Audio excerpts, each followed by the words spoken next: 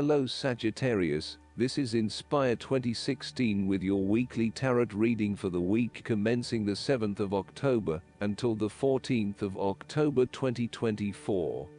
The first card for you is representing, how do you feel about yourself? Your card is the Seven of Cups.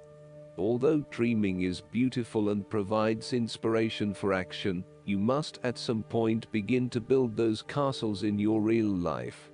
A choice must be made, even though the apparent multiplicity of options seems to paralyze you with either fear or excessive anticipation. If you are unable to make a decision because of too many options, it is time to carefully evaluate the pros and cons of each option and make a thoughtful choice. You also need to be very clear about what it is you are working towards, so that you can make the best choice. Make your decision with caution, as all is not great opportunities may turn out to be major problems later on, while less enticing options may turn out to be golden opportunities. With the Seven of Cups, there is a risk of illusion. You need to separate what is real from what is illusion. Protect yourself against unclear or wishful thinking and habitual daydreaming. Oftentimes, this card shows choices and plans that have little or no basis in reality. With so many choices presented to you, it is easy to be swayed to that cup containing the snake of jealousy and cunning.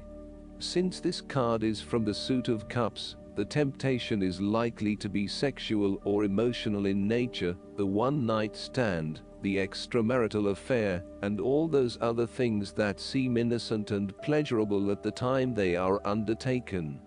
But in the vast majority of cases, the pleasure gained temporarily is far outweighed by the consequences that last, in most cases, for an entire lifetime. The second card for you is representing, what do you want most right now? Your card is the Four of Swords.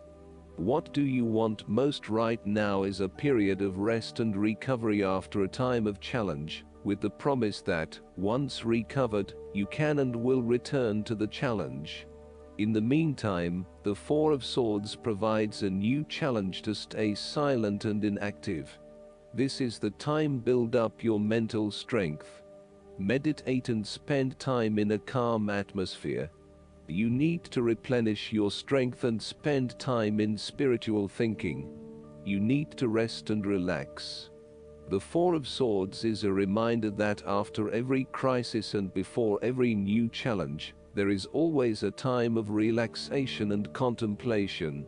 Constant stress and tension will break even the hardest and most resilient of people, but brief periods of rest enable you to refresh your energy, concentration and focus, ready for the next challenge. These rests should be used wisely, to heal the body and ready the mind.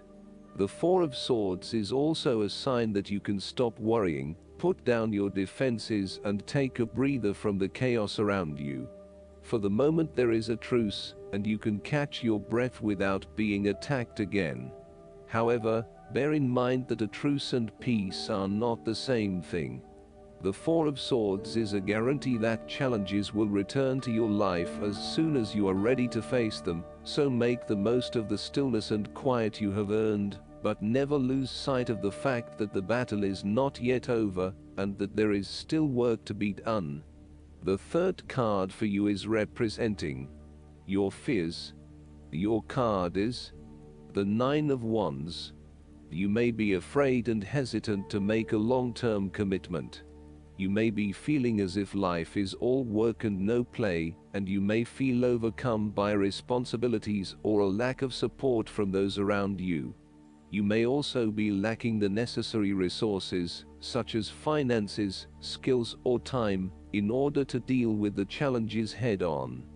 As such, you are hesitant to make any commitments in fear that your responsibilities will become all too much. You may also be more inclined to be a little on edge and on the defensive. The boundaries you have set around yourself are now becoming your cage, locking you into your old habits and behaviors. Be careful of dwelling on past frustrations and grievances. Just try to let go. You need to be mindful not to make assumptions or hasty judgments.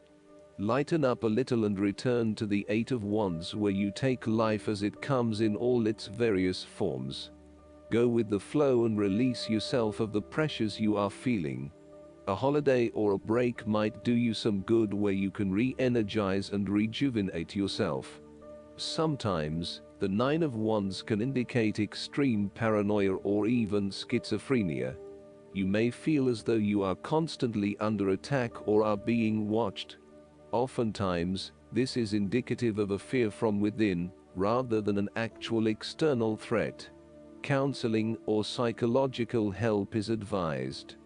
The fourth card for you is representing what is going for you. Your card is the King of Swords. You need to adopt a very stern but fair role. You have clarity of mind and can perceive the truth right now, so you must take the lead with providing an objective point of view. You are well positioned to judge your situation appropriately and identify the limiting behaviors that are getting the way. This is a time when you need to leave emotions out of it and remain as objective and rational as possible. You may need to reason with others and be quite direct about what you are observing. You may be concerned that you are not being particularly caring or sympathetic, but at this point in time, this detachment is what is needed most. Similarly, the King of Swords encourages you to use your logic and intellect to navigate your path ahead.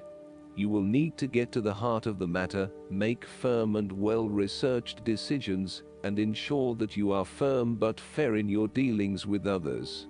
You need to be able to take any situation, look at it with total impartiality, and then come to a decision that is both fair and insightful.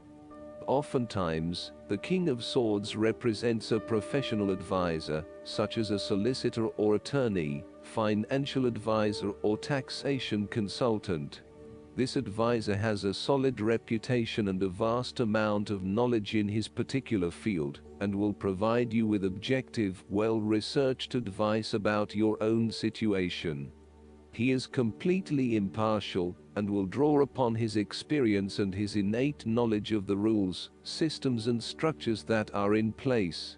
He may come across as detached or disinterested in your personal circumstances, unless it relates specifically to the type of advice he is giving you. This is so that he can provide only the most relevant and objective advice to you. He prides himself in his expertise and qualifications, and is likely to charge a high fee for his services. Nonetheless, he offers the rigor and specialist knowledge that you need right now. This king is also a man of the highest ethical standards. It is impossible to corrupt him, and as such he acts as a pillar of strength who gives sound advice to everyone, no matter who they are. What is more, he firmly expects others to operate by the rules of the law, and will not tolerate others who break the law. The fifth card for you is representing what is going against you. The Queen of Pentacles. You are afraid and feeling worried about whether you can be financially independent, while also still maintaining your family connections. You may be concerned that if you invest in your career or financial well-being, you might not have enough energy to invest in your family. Sometimes, you just cannot do everything and you will need to make some choices. You are also becoming very consumed in your work. You may be placing your career before your family or your relationships, and this is having a detrimental impact. Of course, this may be okay on a temporary basis, but you need to assess its long-term impact. To rebalance your life, you may find a release by returning to a favorite nature spots and allowing yourself to take in this fresh, natural energy.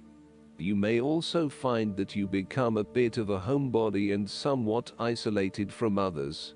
If so, you need to fight this urge and keep in touch with your friends and family, as they will be a great help and support to you. At times, the Queen of Pentacles may suggest that your tendency to mother those you care about is actually becoming more like smothering. Your intentions are good in that you love to cook, clean, nurture and care for those around you, but there may be a point at which you need to let others be accountable for their own upkeep. You cannot always be the one doing the laundry or cooking the dinner. Sometimes you need to step back and let others take on the load. Similarly, you may reach a point where you are investing so much time looking after others that you find you are neglecting yourself. Again, step back and let others take on some of the household responsibilities. The last card for you is representing the likely outcome that you may have. Your card is the Six of Pentacles. There is a financial assistance from others, or you may want to give some help to others around you. If you are the wealthy man, then you have accumulated great wealth and are now in a position where you can offer financial assistance to those in need. Now that you have lived through the darkness long enough to see the inner light, it is time to help others who are not so fortunate.